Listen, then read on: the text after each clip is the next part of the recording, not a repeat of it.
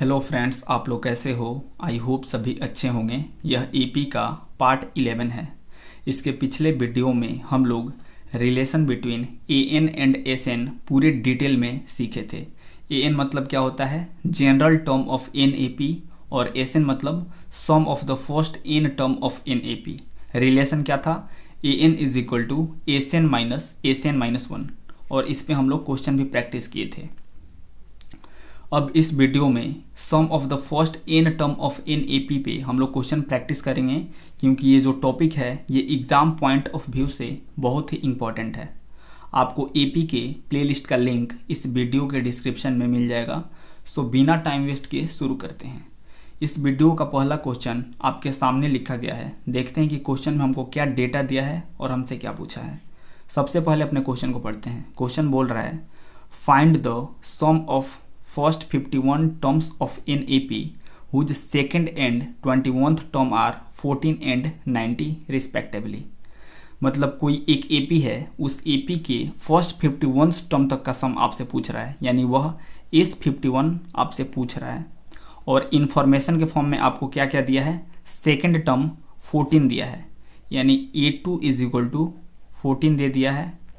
और क्या दिया है आपको, A21 का वैल्यू 90 दे दिया है।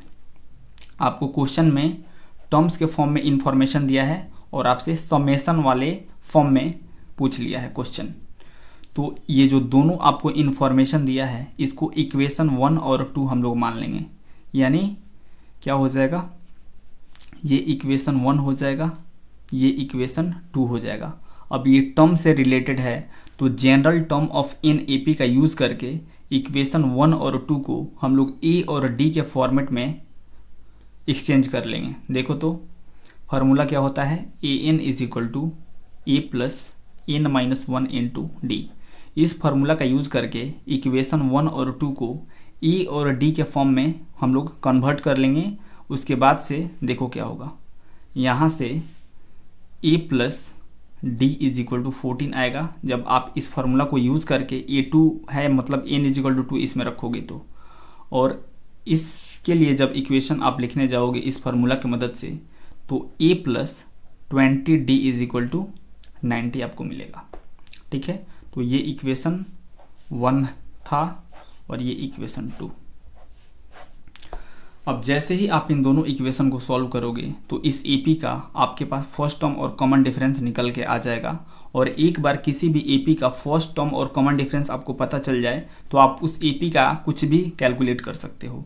तो यहाँ पे हमसे क्या पूछा है, S51 पूछा है, तो हम लोग क्या करेंगे, समेशन वाला फार्मूला यूज़ कर लेंगे। S n is equal to n/2 into 2a plus n minus 1 into d. ठीक है, अब यहाँ से इन दोनों इक्वेशन को सॉल्व करने से अपने पास ए और डी का वैल्यू निकल के आ जाएगा। तो ए यहाँ पे रख देंगे, डी यहाँ पे रख देंगे, और हमको S51 चाहिए, मतलब n का वैल्यू 51 इसमें रख देंगे। तो आप देख सकते हो कि सब कुछ हमको पता चल जाएगा। बस सिंप्लीफाई करोगे तो आपके पास S51 का वैल्यू निकल के आ जाएगा। ठीक है, तो आई होप पूरा जो क्वेश्चन था अच्छे से समझ में आया होगा और इसको कैसे सॉल्व करना है ये भी पता चला होगा। तो फटाफट से इन दोनों इक्वेशन को सॉल्व करके ए और डी कैलकुलेट करते हैं। अगर आप इक्वेशन 2 में से इक्वेशन 1 को घटा दोगे तो आपके पास ए का वैल्यू एलिमिनेट होके डी का वैल्यू निकल के आ जाएगा। ठीक है, आप इक्वेशन 1 में से 2 को भी घटाओगे तो आपके आंसर पे कोई फर्क नहीं पड़ेगा, वैसे भी सॉल्व हो जाएगा। तो हम लोग क्या करते हैं, इक्वेशन 2 माइनस 1 करते हैं। तो इक्वेशन 2 कितना है, A plus 20D is equal to 90, और इक्वेशन 1 कितना है, a plus D is equal to 14। ठीक है, तो इसको सब्ट्रैक्ट करना है, तो यहाँ पे माइनस माइनस माइनस, तो ये आप देख सकते हो कि कैंसिल आउट हो चुका है। यहाँ पे 19D और यहाँ पे 76 आ जाएगा। तो d इज इक्वल टू 76/19, ये कैंसिल आउट होके आपको d का वैल्यू 4 दे देगा।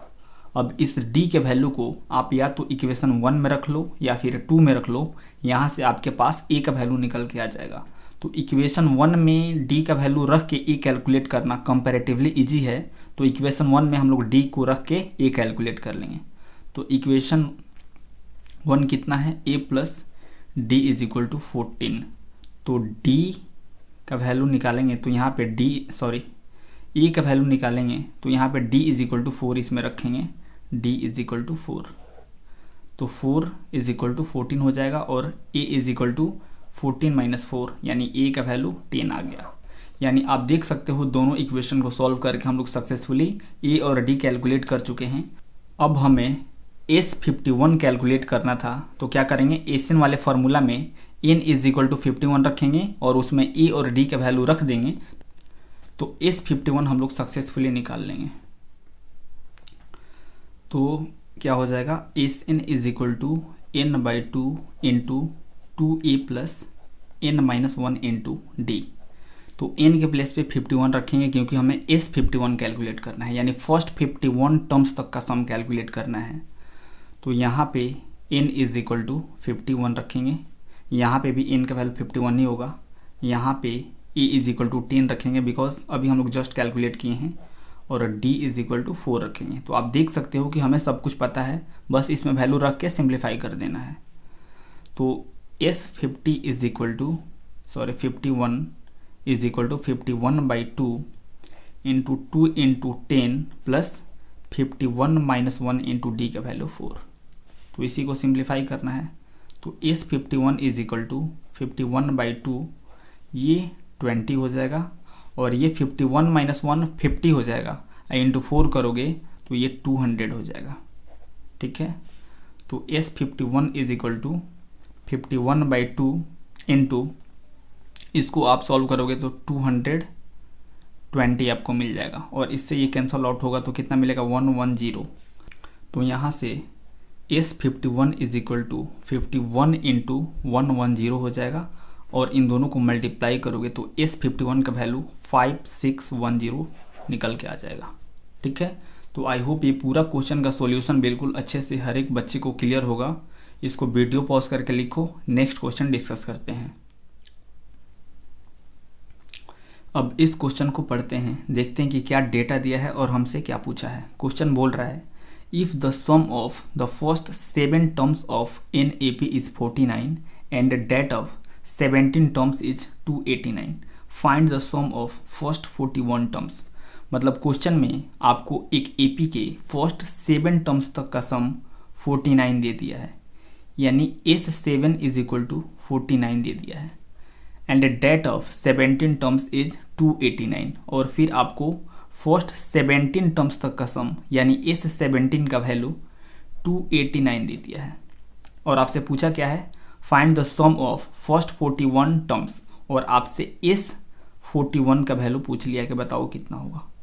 ठीक है, तो इसको इक्वेशन 1 बोल दो, इसको इक्वेशन 2 बोल दो। इसके जस्ट पिछला वाला जो हम लोग क्वेश्चन किए थे उसमें हमें डेटा के फॉर्मेट में सेकेंड टर्म और 14th टर्म दिया था और हमसे सम ऑफ फर्स्ट 41 टर्म्स पूछ लिया था। तो जनरल टर्म ऑफ NAP का यूज़ करके उन दोनों इन्फॉर्मेशन को जो कि टर्म्स के फॉर्म में हमें गिवन था उसको हम E और D के फॉर्म में चेंज करके वहाँ से फर्स्ट टर्म और कॉमन डिफरेंस निकाले थे, फिर समेशन वाले फार्मूला में उसको रख के S51 हम लोग कैलकुलेट किए थे। लेकिन यहाँ पे जो हमें इन्फॉर्मेशन दिया है क्वेश्चन में वह सम के फॉर्म में है, तो यहाँ पे हम लोग सम वाला फार्मूला यूज़ करेंगे और इन दोनों इक्वेशंस को E और D के फॉर्म में चेंज करके यहाँ पे भी हम लोग सॉल्व करेंगे तो अपने पास इस AP का फर्स्ट टर्म और कॉमन डिफरेंस आ जाएगा, फिर हम लोग S41 इजीली कैलकुलेट कर पाएंगे। ठीक है, फार्मूला क्या होता है, n by 2 into 2a plus n minus 1 into d. तो इस फार्मूला को हम लोग दोनों इक्वेशन में 1 बाई 1 करके यूज़ करेंगे तो दोनों इक्वेशन E और D के फॉर्म में आ जाएगा। ठीक है, तो एक काम करते हैं, नेक्स्ट पेज पे इस इक्वेशन में इस फार्मूला को यूज़ करके इसको सिंप्लीफाई कर लेते हैं, फिर नेक्स्ट पेज पे इसी सेम फार्मूला को इस इक्वेशन के लिए यूज़ करके इसको भी सिंप्लीफाई कर लेंगे, फिर दोनों इक्वेशन को हम लोग सॉल्व करेंगे। तो नेक्स्ट पेज पे S7 को इस फार्मूला की मदद से सिंप्लीफाई करते हैं। तो ये इक्वेशन 1 है, इसको पहले सिंप्लीफाई कर लेते हैं। तो फार्मूला लगाएंगे n by 2 into 2a plus n minus 1 into d. ठीक है, तो n इज इक्वल टू 7 रखेंगे बिकॉज हमें S7 का वैल्यू दिया है।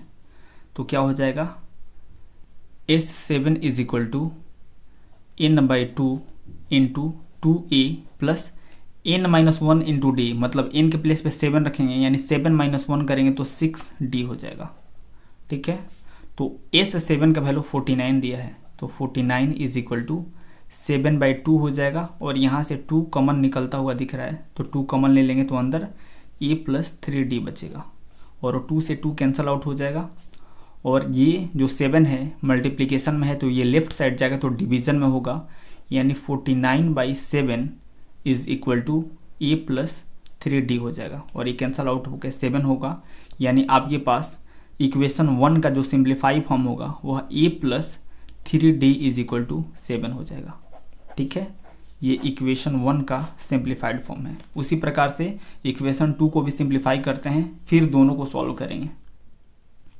ये इक्वेशन 2 है, इसको भी हम लोग सिंप्लीफाई करेंगे same Sn is equal to n/2 into 2a + n-1 into d के फार्मूला की मदद से, और n इज इक्वल टू 17 रखेंगे क्योंकि हमें S17 का वैल्यू दिया है।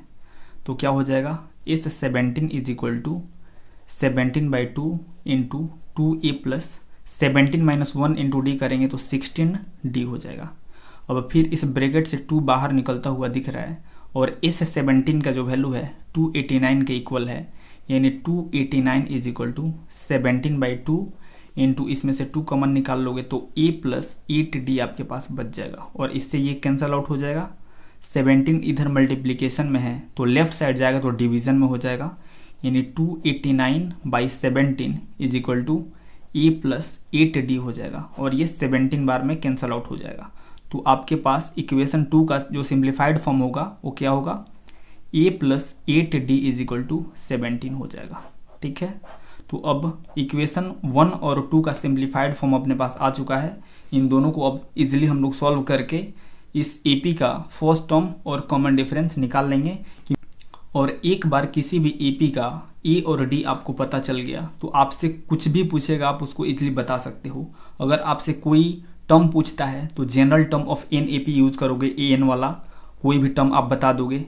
और अगर आपसे किसी भी टर्म तक का सम पूछता है तो SN वाला फार्मूला यूज करोगे और N के प्लेस पे जो भी टर्म्स तक का सम पूछेगा उसको रख दोगे तो वहाँ से आपको सम मिल जाएगा। राइट, तो नेक्स्ट पेज पे दोनों इक्वेशन को सॉल्व कर लेते हैं। S7 का सिंप्लीफाई फॉर्म ये है और S17 का सिंप्लीफाई फॉर्म ये है। अब हम लोग इक्वेशन 2 माइनस इक्वेशन 1 कर लेंगे तो A एलिमिनेट हो जाएगा और अपने पास कॉमन डिफरेंस का वैल्यू निकल के आ जाएगा। तो इक्वेशन 2 कितना है, a + 8d is equal to 17 और इक्वेशन 1 कितना है, a + 3d is equal to 7।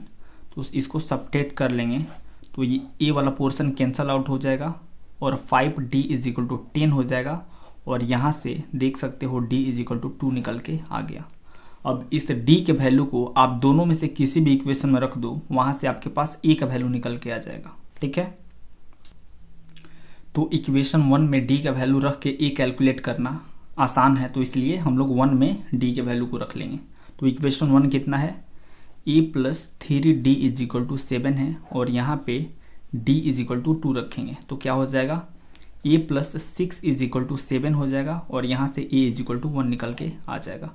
तो अपने पास इस AP का फर्स्ट टर्म और कॉमन डिफरेंस आ चुका है और हमसे इस AP का S41 यानी फर्स्ट 41 टर्म्स तक का सम पूछा था। तो अब हम लोग SN वाला फार्मूला यूज़ करेंगे और n इज इक्वल टू 41 रखेंगे क्योंकि फर्स्ट 41 टर्म्स तक का सम पूछा है और उस इक्वेशन में मतलब सम वाले फार्मूला में a और d को रख देंगे तो S41 अपने पास इजीली निकल के आ जाएगा। तो नेक्स्ट पेज पे S41 कैलकुलेट करेंगे तो n इज इक्वल टू 41 इसमें रख लेंगे। ठीक है, तो S41 is equal to 41/2 into 2 into e के प्लेस पे 1 प्लस n के प्लेस पे 41 माइनस 1 इंटू d के प्लेस पे 2। तो S41 इज इक्वल टू ये 41/2 इंटू 2 प्लस ये 40 हो जाएगा इंटू 2 करोगे तो 80 हो जाएगा और 41/2 इंटू 82 हो जाएगा और ये कैंसल आउट होके 41 हो जाएगा। यानी S41 का जो वैल्यू है वह 41 इंटू 41 आ रहा है। यानी S41 इज इक्वल टू जब इसको आप मल्टीप्लाई करोगे तो 1681 आपको मिल जाएगा। राइट, तो आप देख सकते हो कितना आराम से हम लोग S41 को कैलकुलेट कर चुके हैं। तो आई होप ये पूरा क्वेश्चन का सॉल्यूशन आपको बिल्कुल अच्छे से क्लियर होगा। इसको वीडियो पॉज करके लिखो, एक नेक्स्ट और लास्ट क्वेश्चन डिस्कस करते हैं। अब इस क्वेश्चन को सॉल्व करते हैं, बिल्कुल ध्यान से देखना बिकॉज ये बहुत मज़ेदार क्वेश्चन है। क्वेश्चन बोल रहा है if the sum of first 7 terms of an A P is 63 and the sum of its next 7 terms is 161, find the 28th term of the A P. मतलब क्वेश्चन बोल रहा है कि एक ए पी है, उसके फर्स्ट 7 टर्म्स तक का सम 63 है और नेक्स्ट 7 टर्म्स तक का सम 161 है, तो इस ए पी का 28वां टर्म बताना है कि कितना होगा। तो इस क्वेश्चन को अच्छे से थोड़ा एक बार लिख के समझते हैं। जैसे मान लो एक ए पी है, A1 A2 ऐसे करते करते A7 A8 A9 और फिर ऐसे ऐसे करते करते A14 और ये फिर आगे बढ़ते जा रहा है। तो क्वेश्चन जैसा कि बोल रहा था फर्स्ट 7 टर्म्स तक का सम 63 है, यानी A1 से लेके A7 तक का जो सम है वह आपको 63 दिया है।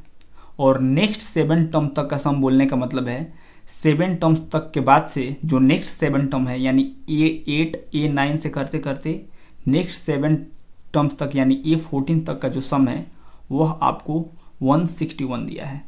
तब इस AP का आपको 28वां टर्म बताना है कि कितना होगा। तो आई होप अब क्वेश्चन अच्छे से समझ में आया होगा। तो फर्स्ट जो 7 टर्म तक का सम है उसको आप S7 इज इक्वल टू 63 आराम से लिख सकते हो, इसको इक्वेशन फर्स्ट बोल दो। लेकिन ये जो नेक्स्ट 7 टर्म तक का सम दिया है इसको आप S7 इज इक्वल टू 161 नहीं लिख सकते हो। क्यों? क्योंकि जो Sn वाला फार्मूला होता है n/2 into 2a plus n-1 into d, इसमें अगर आप n is equal to suppose 10 रखते हो तो इसका मतलब क्या हुआ, वो आपको फर्स्ट 10 टर्म तक का सम बताता है। अगर इसमें आप n इज इक्वल टू 15 रखते हो तो इसका मतलब क्या हुआ, ये आपको A1 से लेके A15 तक के टर्म्स का सम निकाल के देता है। लेकिन यहाँ पे आपको A8 से लेके A14 तक यानी नेक्स्ट 7 टर्म्स तक का सम 161 दिया है। तो इसको आप इक्वेशन के फॉर्म में इस फार्मूला की मदद से चेंज नहीं कर सकते हो, राइट। तो इसको अब हम लोग बदले तो बदले कैसे?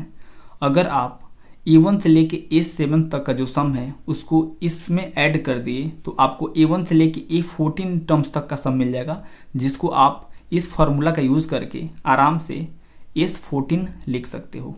ठीक है, तो S14 कितना हो जाएगा 63 प्लस 161, तो इसको ऐड करोगे तो आपको 224 मिलेगा। इसको इक्वेशन सेकंड बोल दो। तो आई होप ये सबको समझ में आया होगा, क्योंकि ये जो A8 से लेके A14 तक का सम दिया था उसको हम लोग इस फार्मूला की मदद से इक्वेशन के फॉर्म में नहीं बदल पा रहे थे, इसलिए हमें A1 से लेके A7 तक का सम इसमें ऐड करना पड़ा ताकि अपने पास A1 से लेके A14 टर्म्स तक का सम मिल जाए, जिसको हम लोग इजीली S14 लिख पाएँ, राइट।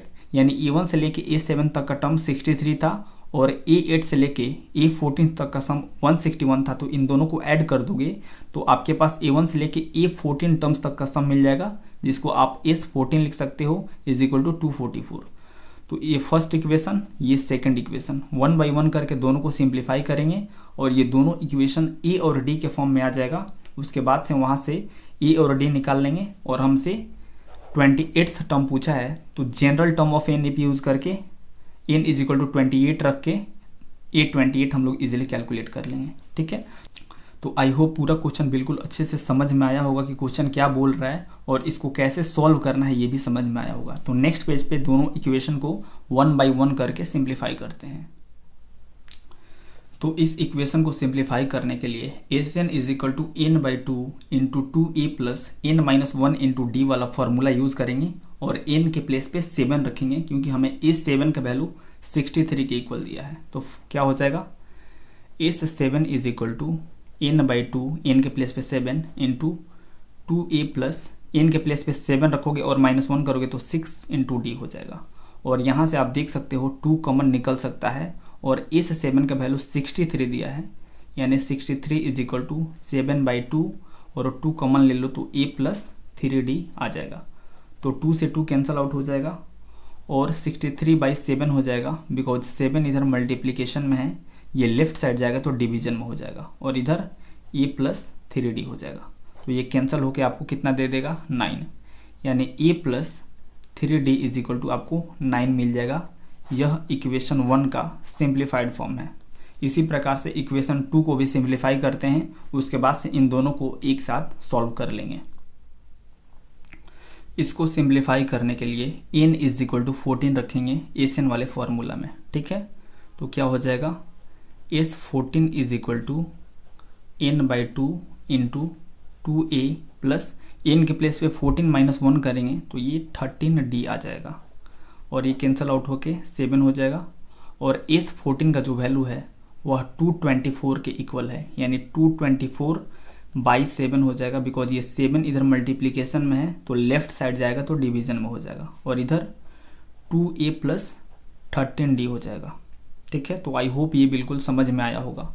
और इसको डिवाइड करोगे तो 32 बार में ये कैंसिल आउट हो जाएगा, यानी 32 is equal to 2a plus 13d हो जाएगा। इसको थोड़ा और अच्छे से लिखो, इसको इधर लिख लो तो 2a plus 13d is equal to 32 हो जाएगा। ये आपके इक्वेशन 2 का सिंप्लीफाई फॉर्म है, ठीक है। तो अब दोनों इक्वेशन को एक साथ लिख के सॉल्व कर लेते हैं और यहाँ से अपने पास a और d निकल के आ जाएगा। तो S7 का सिंप्लीफाइड फॉर्म इतना आया था और S14 का सिंप्लीफाइड फॉर्म इतना आया था। अब इन दोनों को सॉल्व करते हैं। कैसे करेंगे, यहाँ पे दोनों जो a वाला टर्म है ना ही वो सेम है और ना ही d वाला टर्म सेम है, तो इसको हम लोग घटा के सॉल्व नहीं करेंगे, इसको अवॉइड करेंगे। यहाँ से क्या करेंगे, यहाँ से a का वैल्यू निकाल के इस इक्वेशन में रख के सॉल्व करेंगे तो यहाँ से d निकल के आ जाएगा। तो a इज इक्वल टू कितना हो जाएगा, 9 - 3d हो जाएगा। इसको राइट साइड भेज दिए हैं।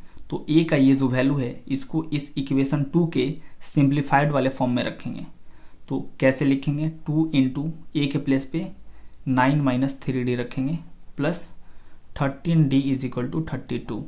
इसे अंदर मल्टीप्लाई करेंगे तो 18 - 6d plus 13d is equal to 32 हो जाएगा, ठीक है। अब 13d में से ये जब सब्ट्रैक्ट होगा तो आपके पास 7d आएगा और ये 18 प्लस में है, ये राइट साइड जाएगा तो 32 माइनस 18 होगा तो आपको 14 मिलेगा, यानी d इज इक्वल टू आपको 2 मिल जाएगा। अब इस d इज इक्वल टू 2 को इसमें रखोगे तो यहाँ से आपको a मिल जाएगा, यानी a is equal to 9 - 3 into d के प्लेस पे 2 रखोगे तो a इज इक्वल टू 9 - 6 हो जाएगा, यानी a इज इक्वल टू आपको 3 मिल जाएगा। आप देख सकते हो कि आपके पास e और d आ चुका है। अब हमसे 828 पूछा था, क्या पूछा था, 828 पूछा था। तो हम लोग जनरल टर्म ऑफ NAP वाला फॉर्मूला यूज़ कर लेंगे। क्या होता है, an is equal to a plus n-1 into d, और वहाँ पे n इज इक्वल टू 28 रख देंगे बिकॉज हमसे 28th टर्म पूछ रहा है, ठीक है। तो उसको फटाफट से कैलकुलेट कर लेते हैं। तो यहाँ से 828 कैलकुलेट करने के लिए हम लोग general term of NAP use करेंगे। क्या होता है, an is equal to a plus n-1 into d होता है। हमें 828 कैलकुलेट करना है, इसलिए यहाँ पे n के प्लेस पे 28 रखेंगे। तो क्या हो जाएगा, 828 इज इक्वल टू a के प्लेस पे 3 प्लस n के प्लेस पे 28 - 1 इंटू डी के प्लेस पे 2। तो 828 इज इक्वल टू 3 प्लस ये 27 इंटू 2 हो जाएगा। तो 828 इज इक्वल टू 3 प्लस ये मल्टीप्लाई करोगे तो आपके पास 54 मिल जाएगा। यानी यहाँ से आप देख सकते हो कि जो 828 का वैल्यू होगा वो 57 के इक्वल हो जाएगा। तो आप देख सकते हो कि कितना आसानी से हम लोग कैलकुलेट कर रहे हैं जो भी हमसे पूछ रहा है। आई होप पूरा वीडियो अच्छे से हर एक बच्चे को क्लियर होगा। अगर किसी भी पॉइंट पे थोड़ा सा भी डाउट होता है तो उस पॉइंट पे वीडियो को दोबारा सुनो, डेफिनेटली क्लियर होगा। अगर फिर भी डाउट रह जाता है तो आप कमेंट सेक्शन में बताओ, हम उसको डेफिनेटली क्लियर करेंगे। ओके, देन मिलते हैं नेक्स्ट नए वीडियो में। तब तक के लिए have a good day, take care, bye.